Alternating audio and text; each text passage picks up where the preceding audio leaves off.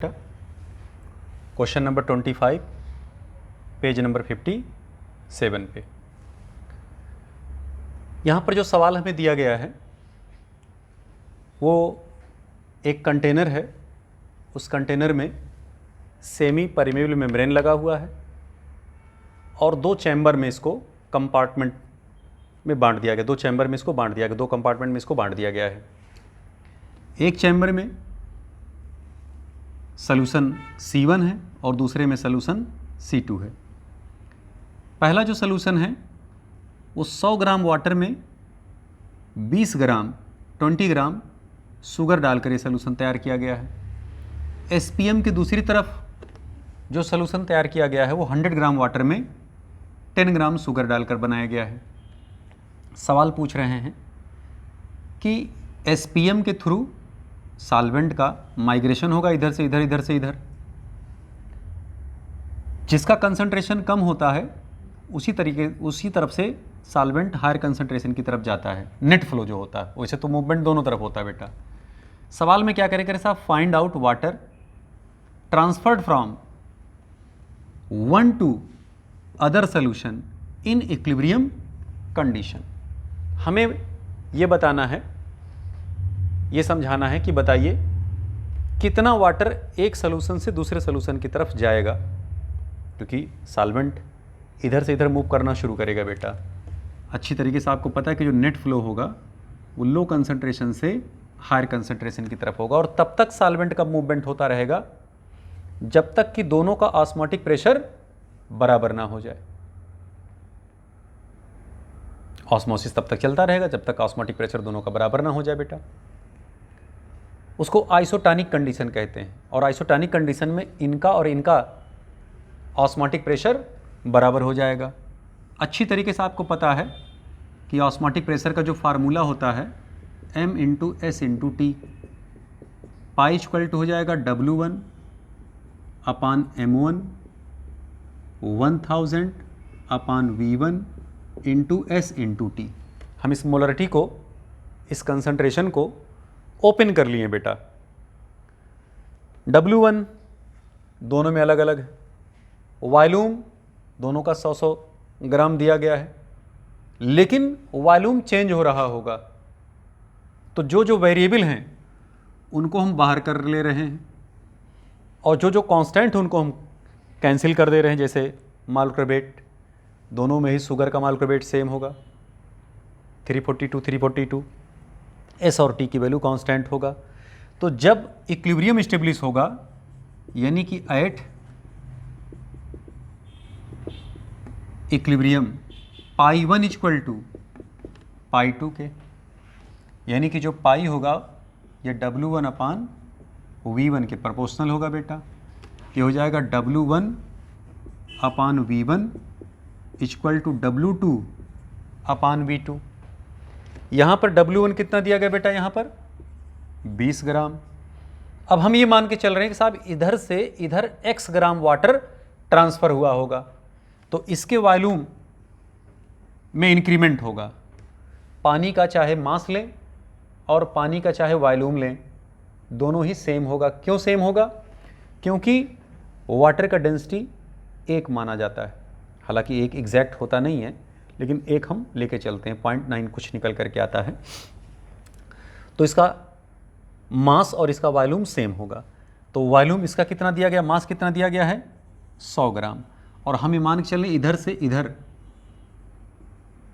X gram water transfer हुआ होगा तो इसमें X ग्राम हम जोड़ दे रहे हैं जब इक्विलिब्रियम स्टेब्लिश होगा।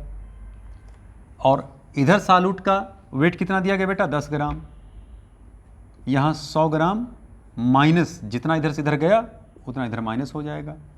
जब आप इसको सॉल्व करोगे, क्रॉस मल्टीप्लिकेशन कर लीजिए ऐसे तो हो जाएगा 2000 minus 20x equal to 1000 minus 10x।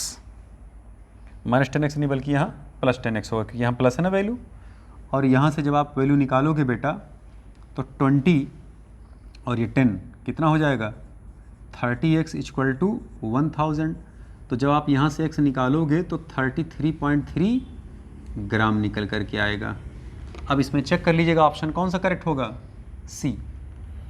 Okay, इसका मतलब क्या हुआ कि इस सॉल्यूशन से इस सॉल्यूशन को लोअर कंसंट्रेशन से हायर कंसंट्रेशन के सॉल्यूशन की तरफ सॉल्वेंट कितना ग्राम माइग्रेट हो रहा है बेटा, 33.3 ग्राम।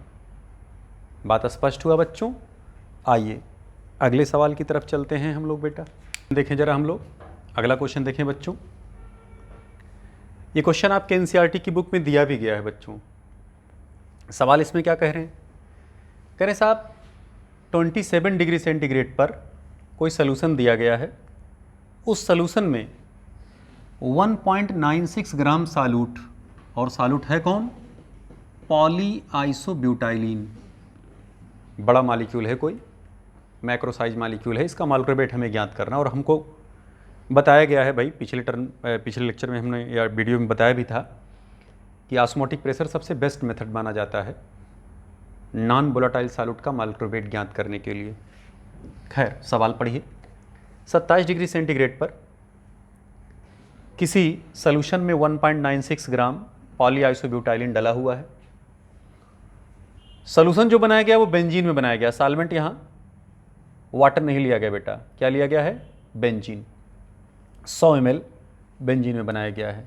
और उसमें राइज कितना हो रहा है, जो इंक्रीमेंट हो रहा है बेंजीन का ऑस्मोटिक प्रेशर में राइज कितना हो रहा है बेटा, हाइट जो उसकी उठ रही पिस्टन की 2.5 mm। कब, जब ऑस्मोटिक इक्विलिब्रियम स्टेब्लिश हो जा रहा है तब, मतलब इस कंडीशन में जाकर के ऑस्मोसिस रुक गया होगा। तो जितना प्रेशर था उतना मेंटेन हुआ होगा, उतना पिस्टन को उठा दिया होगा ऊपर। कह रहे यदि डेंसिटी सॉल्यूशन का 0.8 ग्राम पर सीसी है तो बताइए साहब सॉल्यूट का मॉलिक्यूलर वेट क्या होगा। हमने आपको बताया गया था कभी भी अगर हाइट में इंक्रीमेंट वाला क्वेश्चंस बने तब वहाँ पर आप पाई इक्वल टू HDG का फार्मूला आप इस्तेमाल करेंगे। और अच्छी तरीके से आपको पता होना चाहिए कि भाई हम लोग केमिस्ट्री में ज़्यादातर CGS सिस्टम में बात करते हैं, MK सिस्टम में बात नहीं करते। CGS सिस्टम में बात होती, छोटी यूनिट में चर्चाएं यहाँ होती हैं, बातें होती हैं। तो पहले तो हम लोग इसका ऑस्मोटिक प्रेशर निकाल लें। ये देखना H कितना है भैया, कितने mm का इंक्रीमेंट हो रहा है, हाइट कितना जा रहा है 2.5 mm। तो 2.5 mm को हम सेंटीमीटर में कन्वर्ट करेंगे तो 1 सेंटीमीटर इक्वल टू 10 mm के होता है। तो 10 से अगर हम डिवाइड कर देंगे तो सेंटीमीटर में कन्वर्ट हो जाएगा। इनटू डेंसिटी कितनी दी गई बेटा, डेंसिटी सवाल में दिया गया है 0.8 ग्राम पर सीसी, 0.8 ग्राम पर सीसी। क्लियर। और G की वैल्यू कितनी होगी, वैसे तो 9.8 होता है लेकिन हम चूंकि सीजीएस में बात कर रहे हैं तो ये हो जाएगा 980। यहाँ जब आप मल्टीप्लाई करोगे बेटा तो ये 196 196 निकल करके आएगा डाइन पर सेंटीमीटर स्क्वायर। अब यहाँ पर जब आप फार्मूला लगाओगे तो PV equal to NST formula होता है। पाई कितना दिया गया भैया 196, वॉल्यूम सवाल में कितना दिया गया है 100 cc। 100 ml को आप 100 cc 100 सेंटीमीटर क्यूब कह सकते हैं, 100 cc। मोल को खोल लीजिए आप, इसके जगह पर हम लिख सकते हैं वेट, तो वेट कितना हो गया 1.96 अपान मॉलिक्यूलर वेट। अब S की वैल्यू आप CGS में रखेंगे तो हो जाएगा 8.3 इंटू 10⁻7 अर्ग पर केल्विन पर मोल। और टेम्परेचर कितना होगा बेटा, ये 27 डिग्री सेंटीग्रेड दिया गया है टेम्परेचर। 273 आप इसमें जोड़ेंगे तो आ जाएगा 300 केल्विन। यहाँ पर जब आप सॉल्व करोगे बेटा मॉलिक्यूलर वेट तो निकल करके आएगा 2.49 इंटू 10⁻6। ये पूरा सॉल्व करने के बाद आएगा, आप इसको सॉल्व कर लीजिए भाई। सॉल्व इसलिए नहीं किया कोई टाइम इसमें लगेगा, ज़्यादा से ज़्यादा सवाल कवर हो जाए कम से कम समय में, यही हमारा एम है, यही हमारा टारगेट है। आइए इसके बाद हम लोग अगले क्वेश्चंस पर आते हैं बेटा। अगला क्वेश्चन देखते हैं जरा। आइए बेटा, क्वेश्चन नंबर 50 पे हम लोग आते हैं, पेज नंबर 58 असाइनमेंट का जो हमारा सवाल है। सवाल में क्या दे रहे हैं? कह रहे हैं साहब दो सॉल्यूशन हैं, उनको सेमी परमेबल मेम्ब्रेन के द्वारा सेपरेट किया गया है। एक सॉल्यूशन 0.1 मोलर कंसंट्रेशन का है और दूसरा 0.015 मोलर कंसंट्रेशन का मौजूद है। पहले तो आप ये बताइए कि इन दोनों में अगर हम इसको C1 मान लें और इसको C2 मान लें तो कौन सॉल्यूशन लो कंसंट्रेशन पर है? C2 वाला। तो अगर हम ऑस्मोसिस की बात करें, सवाल में क्या करें? साहब due to osmosis there is white PPT formation, सफ़ेद प्रेसिपिटेट का फॉर्मेशन एक्स साइड होगा कि वाइट साइड होगा कि दोनों तरफ होगा कि किसी तरफ नहीं होगा? अब सवाल उठता है तो क्या पीपीटी बन रहा होगा? बन रहा है कि नहीं बन रहा है? आइए जरा इनका रिएक्शन देखें हम लोग पहले। ये जो सिल्वर नाइट्रेट है, जब भी आप इसका NaCl से रिएक्शन कराते हैं तो आयन का एक्सचेंज होता है, इसे बोलते हैं आयन एक्सचेंज रिएक्शन या डबल डिकम्पोजिशन रिएक्शन कह सकते हैं बेटा। तो यहां बनेगा क्या? AgCl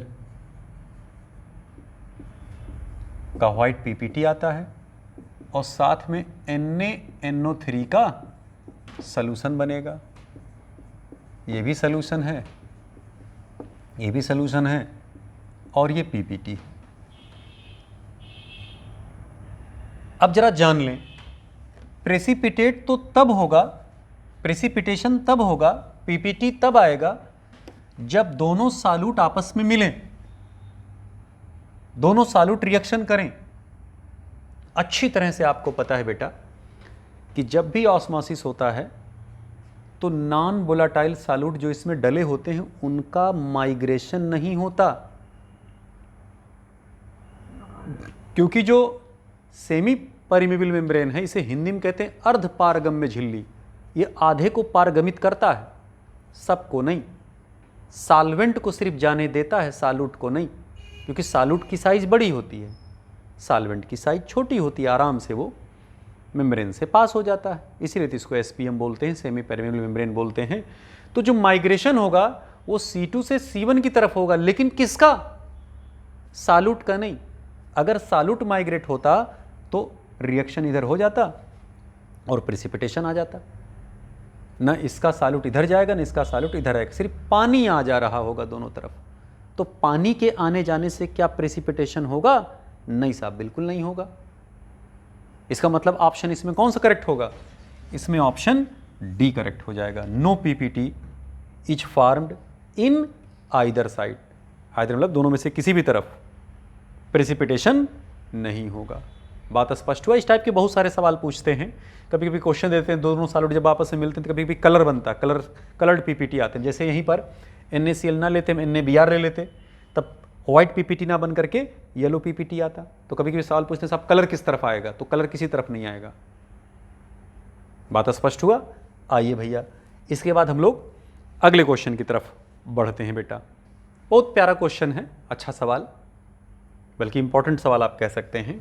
कर साहब when solid tin oxide, stannic oxide solid होता है ये और कोवलेंट मॉलिक्यूल है, ये जनरली आयोनाइज नहीं होते, is added in aqueous solution of NaOH, sodium hydroxide के एक्वस सोल्यूशन में टिन ऑक्साइड को ऐड किया जा रहा है। करें साहब the correct statement is, correct statement क्या होगा? ध्यान दीजिए जरा। करें साहब वेपर प्रेशर घट रहा है, ऑस्मोटिक प्रेशर बढ़ रहा है, वेपर प्रेशर बढ़ रहा है, बॉइलिंग पॉइंट बढ़ रहा है। इन चारों में से एक ऑप्शन को हमें सही करना है, चेक करना है कि पहले इसमें कौन सा ऑप्शन करेक्ट होगा। तो पहले हम रिएक्शन देख लें जरा। जब हम SnO2 को ऐड करेंगे बेटा NaOH में, तो ये टिन ऑक्साइड, टिन क्या है? एम्फोटेरिक मेटल है। तो जितने एम्फोटेरिक ऑक्साइड होते हैं वो एल्कली से रिएक्शन करके एनायनिक कॉम्प्लेक्स में कन्वर्ट हो जाते हैं बेटा। अभी हम आगे आपको जब इनऑर्गेनिक पढ़ाएंगे तो वहाँ बताएंगे कि एनायनिक और कैटायनिक कॉम्प्लेक्स वगैरह कैसे सब बनते हैं। तो टिन ऑक्साइड जब रिएक्शन करेगा बेटा तो बनेगा Na2SNO3 सोडियम स्टेनेट और साथ में ये वाटर बनेगा। ये एक कोवेलेंट मॉलिक्यूल है, इसको हम ऐड कर रहे हैं किसमें, NaOH सॉल्यूशन में। हमने आपको बताया कि कभी भी पार्टिकल जब भी आप ज्ञात करेंगे, पार्टिकल पहले कितना था, पार्टिकल बाद में कितना हुआ, रिएक्शन बैलेंस होना चाहिए। जब आप रिएक्शन को बैलेंस करोगे तो यहाँ देखिए सोडियम 2 है, आप यहाँ 2 से मल्टीप्लाई कर दीजिए। अब चेक करिए, इधर सोडियम 2 इधर सोडियम 2। ऑक्सीजन चेक करिए, 2 ऑक्सीजन और 2, 4 ऑक्सीजन इधर है, 3 और 1 4 ऑक्सीजन इधर है, 2 हाइड्रोजन इधर है और 2 हाइड्रोजन इधर। रिएक्शन बिल्कुल बैलेंस है बेटा। अब हम यहाँ चेक करेंगे कि इस बैलेंस्ड कंडीशन में रिएक्शन से पहले नंबर ऑफ मोल्स कितने लेने होंगे हमको ताकि रिएक्शन कंप्लीट हो जाए। तो जब आप इसको तोड़ोगे तो ये टूटेगा 2 मोल सोडियम आयन में और 2 मोल हाइड्रोक्साइड आयन में, यानी कि टोटल N1 पहले कितना था बेटा, 4। Number of particle, number of moles of solute कितने थे भैया, 4। रिएक्शन के बाद कितने जनरेट होंगे, अभी देखना, ये सोडियम स्टेनेट भी टूटेगा। जब ये टूटेगा बच्चों तो ट्वाइस ऑफ सोडियम आयन और ये स्टेनेट आयन, 2 ये और 1 ये, तो टोटल मोल कितने हो गए बच्चों, 3। यानी कि पहले नंबर ऑफ मोल्स 4 थे, अब नंबर ऑफ मोल्स कितने हो गए, 3।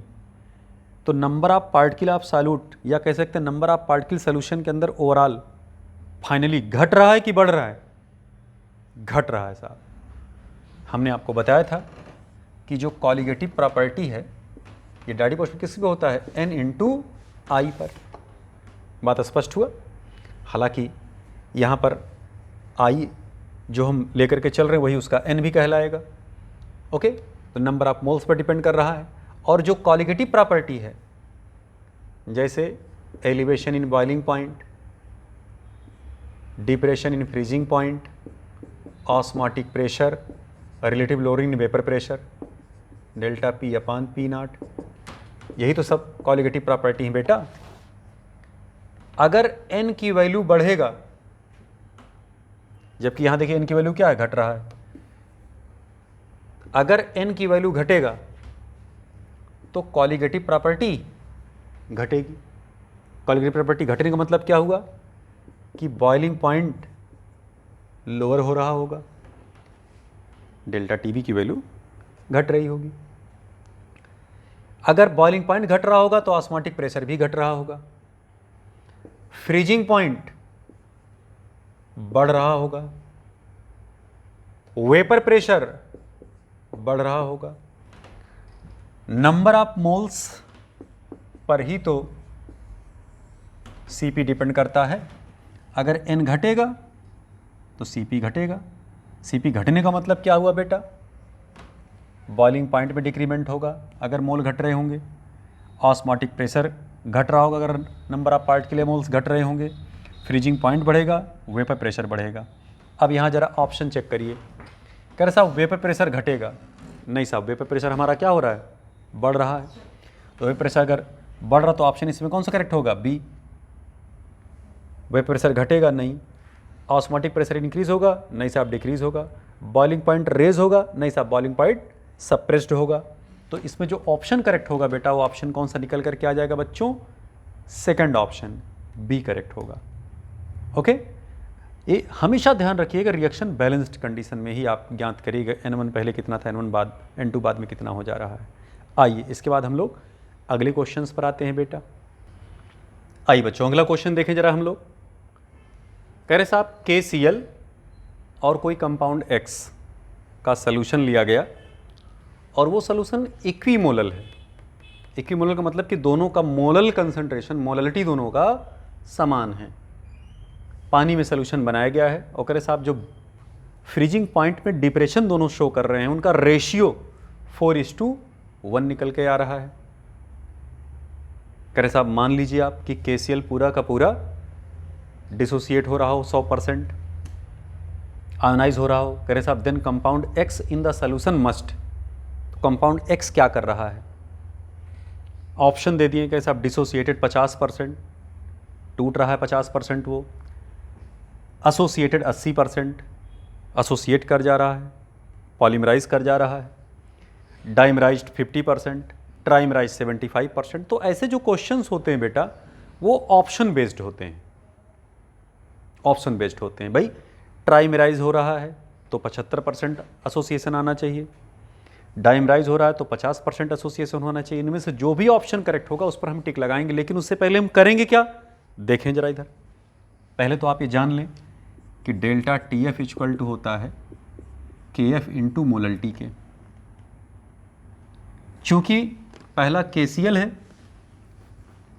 तो delta T F of KCl equal to I of KCl into K F into M. चूँकि ये इलेक्ट्रोलाइट है तो इसका आई यहाँ रखना होगा, ये भी या तो एसोसिएट हो रहा होगा या तो डिसोसिएट हो रहा होगा, तो इसका भी आई हमें रखना पड़ेगा। तो delta T F of X equal to I of X into K F into M. चूँकि दोनों का मोलल्टी समान है, के एफ भी सेम होगा क्योंकि दोनों के लिए सॉल्वेंट वाटर ही हम लेकर के चल रहे हैं, तो दोनों का के एफ वैल्यू सेम होगा बेटा। तो यहाँ पे हम करेंगे क्या, delta T F of KCl upon delta T F of X equal to I of KCl upon I of X. Value put करते हैं, ये रेशियो दिया गया है 4/1। KCl टूटेगा तो कितने आयन जनरेट करेगा, 100% टूटने पर 2 आयन जनरेट होगा, तो वही उसका आई हो जाएगा अपान आई ऑफ एक्स। क्लियर बात।